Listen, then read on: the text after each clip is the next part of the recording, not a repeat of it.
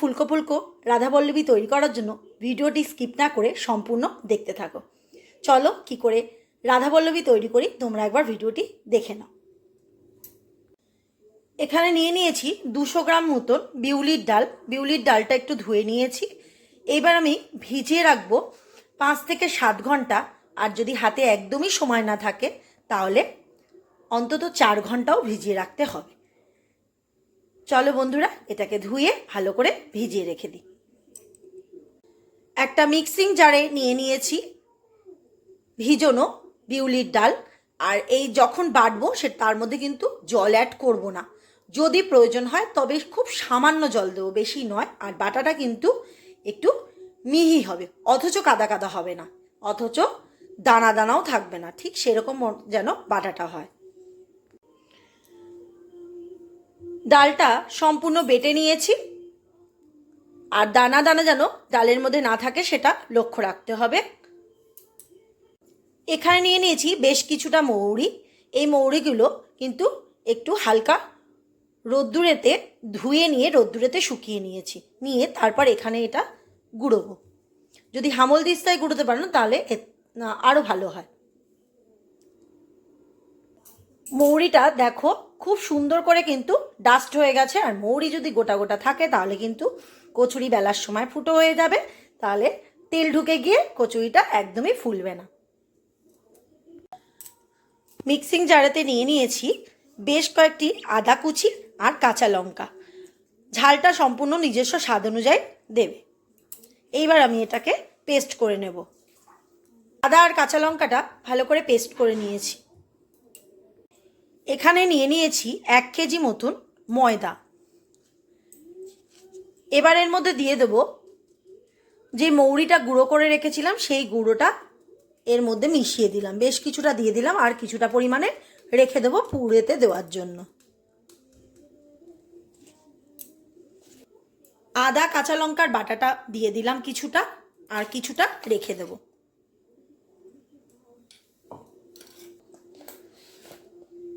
দিয়ে দিলাম স্বাদ মতো নুন, চিনি আর রিফাইন তেল।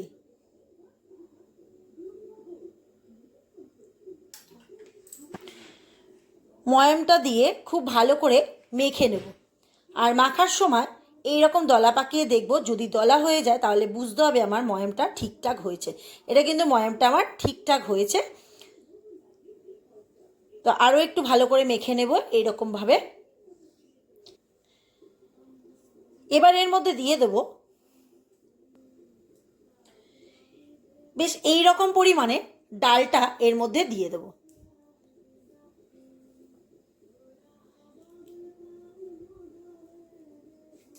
দিয়ে ভালো করে মেখে নেব। আর জলটা খুব সামান্য বুঝে দেব, আর গরম জল ব্যবহার করব। খুব ভালো করে মেখে নিয়েছি। এবার একটা ভিজে তোয়ালে দিয়ে বা কাপড় দিয়ে চাপা দিয়ে দেব।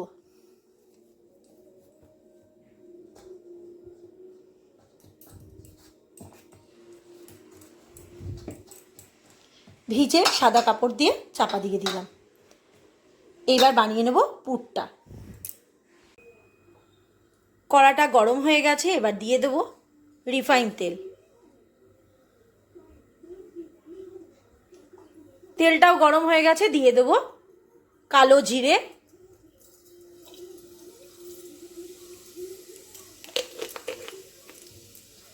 হাফ চামচ মতন কালো জিরে দিয়ে দিলাম। আর দিয়ে দেব হিং।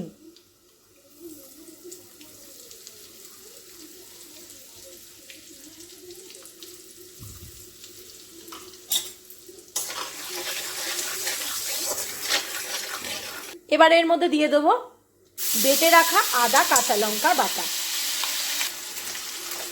একটু নেড়ে নেব, আর গ্যাসের ফ্লেমটা লোতে রাখবো। আর দিয়ে দিলাম মৌরি গুঁড়ো,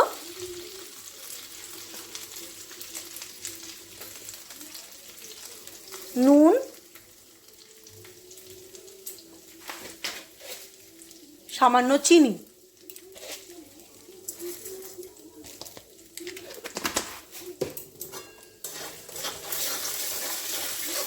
মশলাটা যেন পুড়ে না যায়, মাথায় রাখতে হবে সেটা। এবার এর মধ্যে ডাল বাটাটা দিয়ে দিলাম।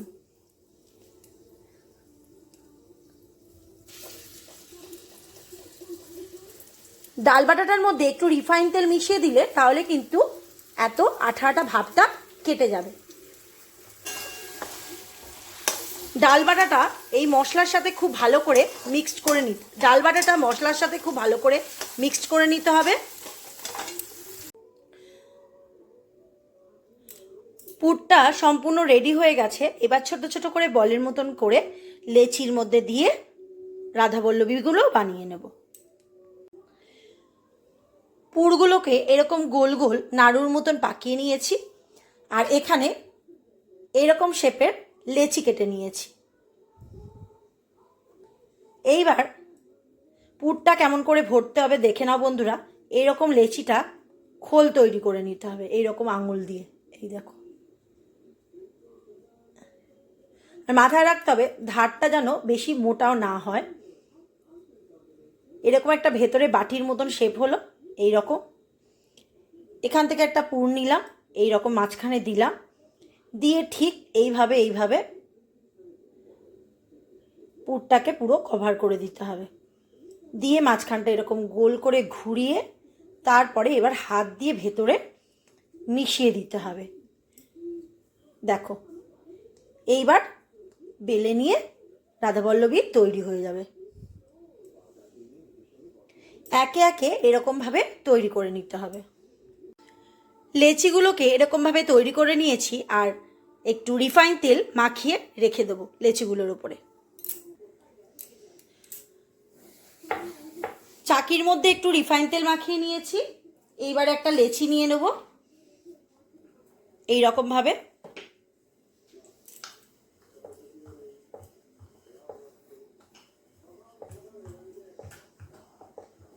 খুব চাপ দেব না, আলতো হাতে গোল করে নেব, আর ধারটা যেন মোটা না থাকে।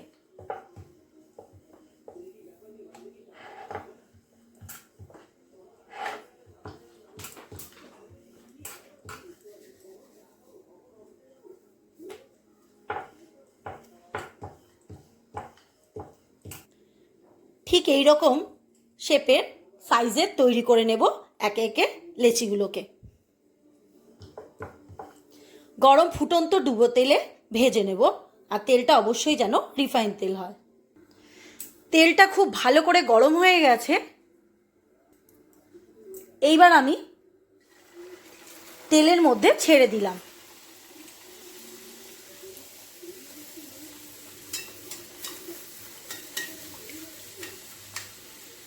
এরকম গরম তেল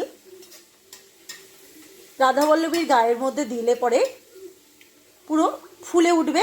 দেখো কি সুন্দর ফুলে উঠেছে।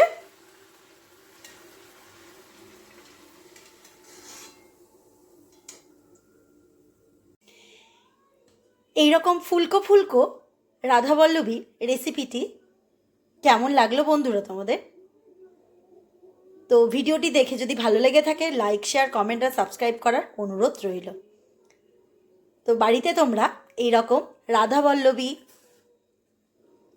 বানিয়ে ফেলতে পারো অনায়াসেই। আর দেখো কতটা পরিমাণে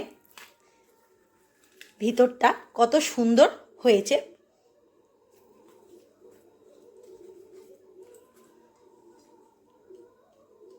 এখানে আমি ফুলকপি পনির রেজালা দিয়ে সার্ভ করেছি। তোমরা বাড়িতে আলুর দমের সাথেও সার্ভ করতে পারো বা মাংসের সাথেও সার্ভ করতে পারো।